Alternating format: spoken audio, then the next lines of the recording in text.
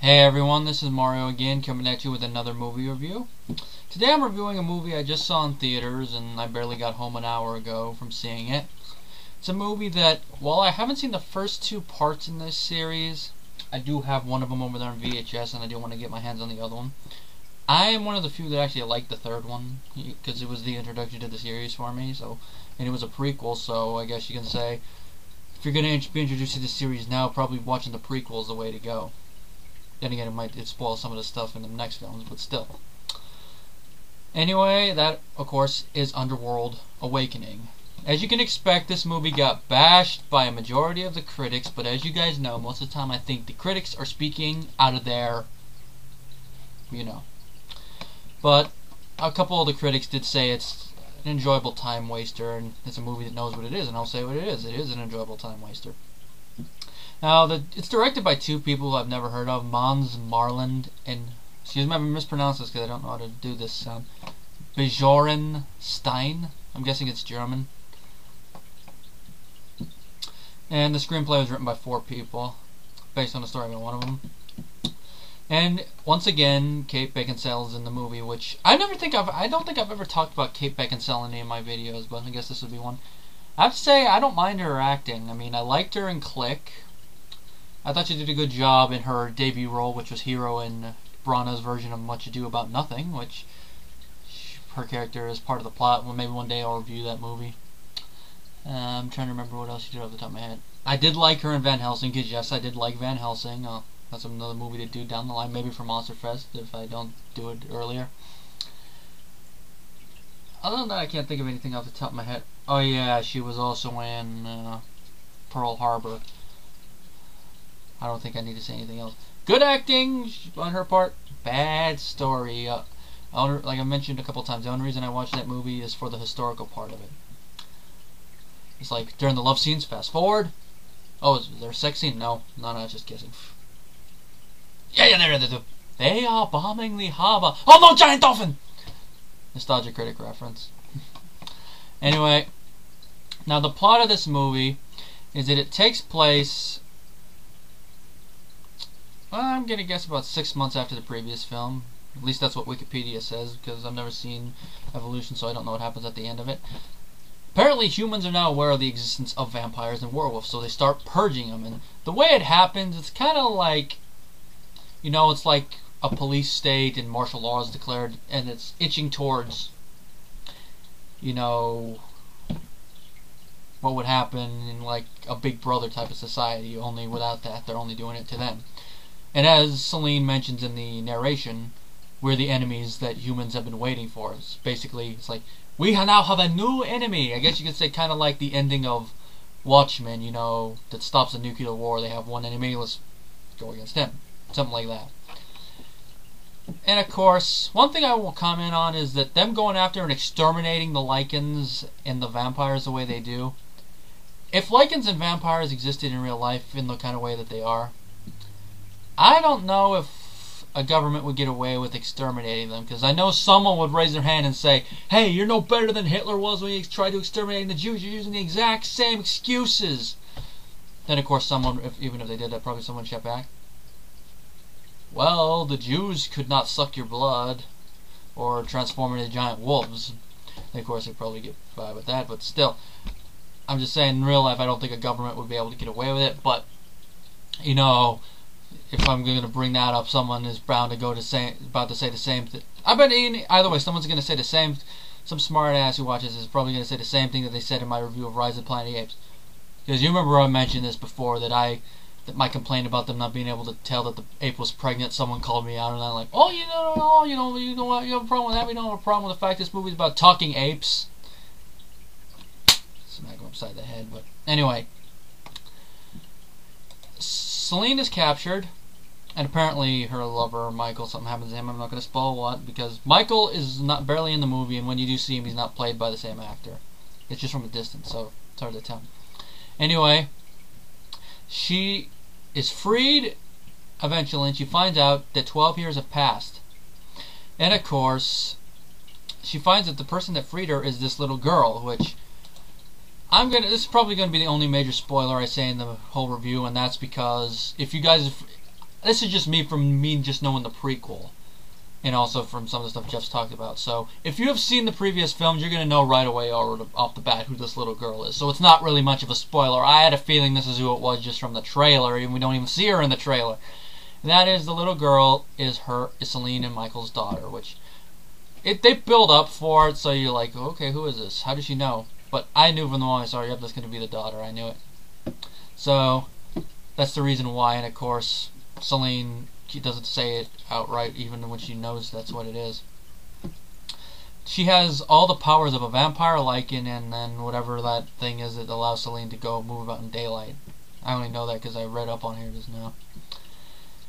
Anyway, apparently the place that they were at really does want them back. They really care for the daughter more. They just want her there so she doesn't cause any trouble. But apparently they're doing something with the blood of the daughter. Which the daughter, I don't know, has a name. I'm checking. Well, they don't mention it in the movie, but Wikipedia is listing it as Eve, so maybe that's what it was in the screenplay, or maybe that's what the writer said it was. I'm just going to call her Eve for simplicity's sake. Eve, her blood, they're trying to use it to make a cure for vampirism and lycanthropy, or however you say it. Because if she's able to have the best parts of both of them, then obviously she'd be able to help them. Well, as you can probably guess after what happened, the lichens and the vampires, their numbers are dwindled, but they're still there. And about the lichens, it's like the previous movie, at least the previous one that I can compare it to, where the lichens are a combination of suits, so practical effects, and CGI. Now, when I first saw the lichens, they were supposed to be diseased ones, and it was really bad CGI, but maybe it was just how the CGI rendered, because they're supposed to be lichens that don't have hair. If you think of a dog with mange, that's kind of like how these lichens were, so I thought, oh, this could be bad. But later on, at the CGI, you could tell it was still CGI, but it was a lot better. It was improved CGI. But I did like it when it was suits. So it had the right about mix of it, I guess. It was CGI towards the end of the movie for transformations that you could tell it's CGI, but it was still good. It was still okay. I would have preferred practical, but it didn't bug me that much. But the vampire culture we see, because we do see one coven in the movie. I like the set designs, I like the costume designs, and how the characters are written. I thought they were done pretty well. And as you can guess, they don't like Selene because of her involvements in the previous films, or at least the leader doesn't. The other ones seem indifferent, and then, of course, his son seems to have an attraction to her that they never mention, but you could kind of tell from the way he talks with her and stuff that he likes her. And also, I'm not going to spoil how, but they do have a kind of a little reference to you know, the whole thing of a little drop of blood being able to resurrect a dead vampire, you know, like they did in tons of Dracula movies, mostly the Lee ones. Which I thought that was I thought that was cool. And of course the action at the end is great, and we do have one human character that is sympathetic to the vampires. I'm gonna find the character's name is Detective Sebastian. He's played by Michael Ealy, which I'm gonna see what else this guy has done real quick. Because I thought he did a pretty good performance. Oh, he was in Too Fast, Too Furious as Slapjack. Their Eyes Were Watching God. Miracle at St. Anna. 7 Pound. For Colored Girls. Oh, okay, this is the only movie that I know him from. He was in Californication and The Good Wife. Oh, he has a Golden Globe Award that he got nominated for Sleeper Cell. That's cool. Well, he did a good job. I'm not going to spoil his character's thing, but he has a reason for him not hating vampires, and it's a very good one. And it just shows. It's one of the reasons why I say if vampires and werewolves did exist, that there would eventually enough people would speak out against this. They would stop genociding them, because that's basically what it was. They don't say the word genocide in the film, but what the humans do to them is genocide. But I know in a way I guess you could say it's kind of payback for all the years of vampires controlled humans and abused them, and then that. And I would think more than likely they would probably side with the lichens than go after the vampires. But you know, we humans, we fear the strange. That's that fear that, once again bringing it up, that's the type of fear that Hitler used. And You know, all combined with economical stuff and other stuff. But anyway, back on track with the movie. I think I've covered everything I wanted to mention. Now, complaints about the film.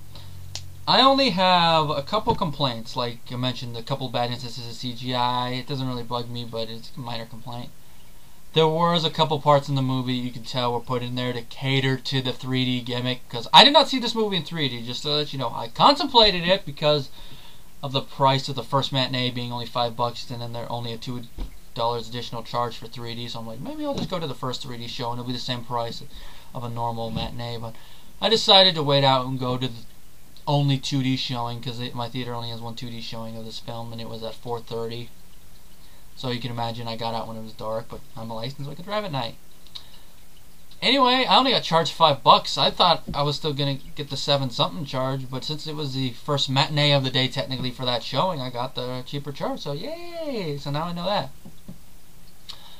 I guess it would be the same for Beauty and the Beast 2D because they still have it there. I'm still contemplating whether I'll go see it in theaters. I know I'm seeing The Grey this Friday, so maybe I'll hang around and watch it. Trying to think of what else about them. I'm trying to think of anything else with the movie. Okay, I think that's about it. Yeah, that's it. Now my rating for the movie, I'd have to say, honestly, probably a 4 out of 5. Like, those couple instances take the rating down, and also, oh yeah, the other one was that the film kind of seems like it ends abruptly. But other than that, I enjoyed the movie. It's a flawed film, like I said. It has a couple of flaws, but the story I thought was enjoyable, and it really makes me want to watch the other one more, because I hear out of all the films that the first one's the best. So we'll just see. And of course, also with the ending, how it ends abruptly, it does set up for another film, which I could have seen coming because of how the plot twist at the end is. I know that they probably have to make another film to resolve that. Because technically speaking, if you don't count the prequel, this would have been the 3rd film in the main storyline. So, but I'm guessing maybe they'll do at least one other film, maybe 2 others, do it a double trilogy. But we'll just see how it is. Like I said, 4 out of 5. If you're a fan of any of the previous films, this is a film you will definitely want to give a watch. Especially if you have a theater near you that has cheap prices. And if you have like a theater like I do down in Temecula that has them even cheaper, but they get the films later, then I'd say go there.